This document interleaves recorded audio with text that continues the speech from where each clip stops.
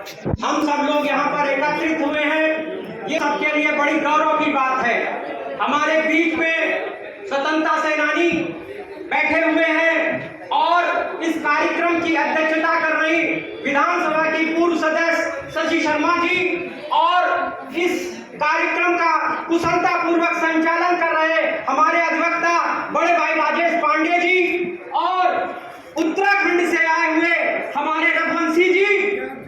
मैं सौभाग्य से कहूं कि उत्तराखंड का भी हम ही लोगों ने मुख्यमंत्री भी दिया है और आज हम लोग रघुवंशी जी के नेतृत्व में आज स्वतंत्रता सेनानियों की लड़ाई लड़ी जा रही है। तो मुझे निश्चित तौर पर इनके ऊपर दुगना दायित्व है, क्योंकि उनके उत्तराखंड का मुख्यमंत्री उत्तर प्रदेश में है। इसलिए उनसे निवेदन है कि कुछ उत्तराखंड वाला दबाव डलवाकर उत्तर प्रदेश में सुविधाएं दिलाने का काम करें। सबसे पहली बात, यहाँ पर हम सभी लोग एकत्रित हुए हैं। अभी बात हुई कि कोई संगठन, बात हो रही थी कि सारे संगठन एक हो जाएं, सारे संगठन एक दूसरे में मर्ज हो जाएं। मैं आपको एक छोटी सी बात बताना चाहता हूं। मैं उन्नाव बार एसोसिएशन का पूर्व उपाध्यक्ष रहा हूं। मेरे अधिवक्ता समुदाय के ऊपर जब भी कोई बात आती है, तो चाहे सेंट्रल बार एसोसिएशन हो, चाहे आजमगढ़ का बार एसोसिएशन हो, चाहे हापुड़ का बार एसोसिएशन हो, चाहे गाजियाबाद का बार एसोसिएशन हो, जब अधिवक्ता संघ पे कोई बात आती है तो सब हम लोग एक संगठित हो जाते हैं। तो हम लोगों को उस तरीके से कोई भी अपना एनजीओ चलाता हो, कोई भी अपने पिता, बाबा, नाना और दादा के नाम पर कोई भी संस्थाएं चलाते हैं, वो सब लोग इसलिए श्रद्धा और पूज्य के पात्र हैं। क्योंकि अभी मैं बताना चाहता हूं कि अभी आजादी का अमृत महोत्सव मनाया गया और बहुत से गांवों से शिकायतें आई कि मेरे गांव में पत्थर लगाया गया, लेकिन मेरे बाबा का नाम नहीं लिखा गया, मेरे पिता का नाम नहीं लिखा गया, क्योंकि वहां पर लोकल स्तर पर या तो आपके प्रधान आपके फेवर में नहीं था, आपका विधायक आपके फेवर में नहीं था, आपका सांसद आपके फेवर में नहीं था। लेकिन इसलिए हम सब लोगों की एक नैतिक दायित्व यहाँ पर बनता है कि जितने लोग यहाँ पर उपस्थित हैं वो अपने बाबा या अगर नाना जो भी स्वतंत्रता सेनानी रहे हो, वो लोग अपने परिवारों का निर्माण और जन्म दिवस जरूर मनाएं, जिससे क्षेत्रीय लेवल पर प्रधान और ग्राम पंचायत अधिकारी, विधायक, जिला पंचायत सदस्य आपको जाने दो कि आप स्वतंत्रता सेनानी परिवार से हैं। मैं इस मंच के माध्यम से राजेश पांडे जी, रघुवंशी जी के माध्यम से, शशि जी के माध्यम से स्वतंत्रता सेनानियों की अगुवाई में एक बात रखना चाहता हूं कि लोग कहते हैं कि संगठन को चलाने के लिए खर्चा हो जाता है, ये हो जाता है। जरूर किसी भी संगठन और आंदोलन को चलाने के लिए उसमें पैसा लगता है, लेकिन अगर हम लोग यही आंदोलन एक प्रदेश के मुख्यालय का एक स्थान निर्धारित कर ले कि फला तारीख को मां के फला दिवस पर फला समय पे हम सभी स्वतंत्रता सेनानी एकत्रित होंगे और वहां पर सिर्फ 100-150 रुपए का बैनर और एक 5000 का माइक खाली खरीद लिया जाए। किसी भी तरीके का कोई खर्च नहीं होगा, किसी भी प्रकार के सूचना तंत्र में कोई खर्च नहीं होगा और हम सब लोग एकत्रित होंगे और अपनी आवाज बुलंद करेंगे। और हम लोगों की आवाज इन बंद कमरों से निकलकर इन्हीं पार्कों में होना चाहिए, क्योंकि अगर महात्मा गांधी जी ने साबरमती आश्रम में 5 और से 10 लोगों के बीच में एक योजना बनाई थी और जब वो डांडी पहुंचे थे तो 12 लाख लोग थे।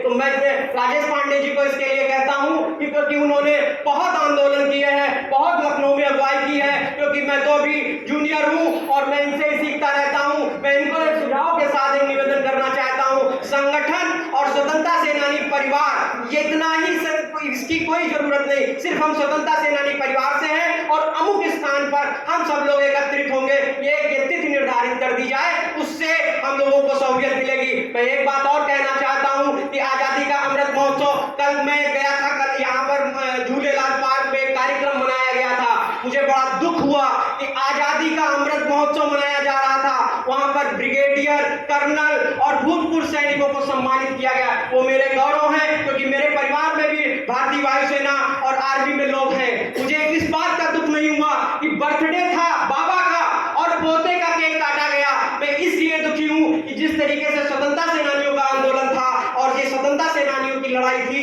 उस पर काम होना चाहिए था और वहां पर उन लोगों को सम्मानित नहीं किया गया।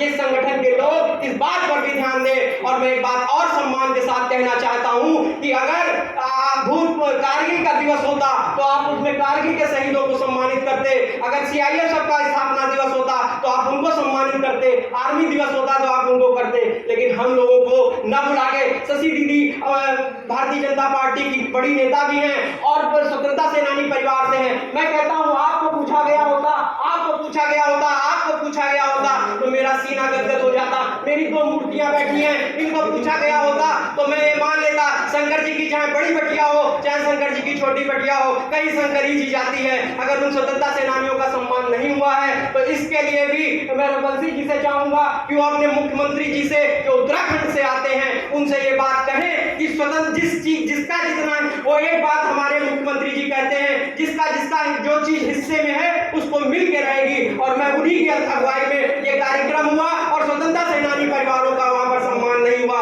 ये दुर्भाग्यपूर्ण है। मैं इन्हीं शब्दों के साथ मेरी बात से किसी को आहत पहुंचा हो मैं इसके लिए क्षमा मांगता हूँ, क्योंकि मैं उन्नाव जनपद से आता हूँ। अभी इनकलाब के नारे लग रहे थे, हजरत मोहानी साहब ने इनकलाब के नारे देने वाले हमारे जनपद के थे, चंद्रशेखर आजाद जी हमारे जनपद के थे। शहीदों की चिताओं पर लगेंगे हर बरस मेले, हर मरने वाले का यही बाकी निशा होगा। जगदंबिया प्रसाद हिदैसी जी ने ये नारे दिए, ये गान गाया था, वो भी हमारे जनपद के थे और 1 लाख किसानों को ले जाकर विधानसभा का घेराव किया था। तब जाके जमींदारी विनाश कानून बना था पंडित विशंबर दयाल त्रिपाठी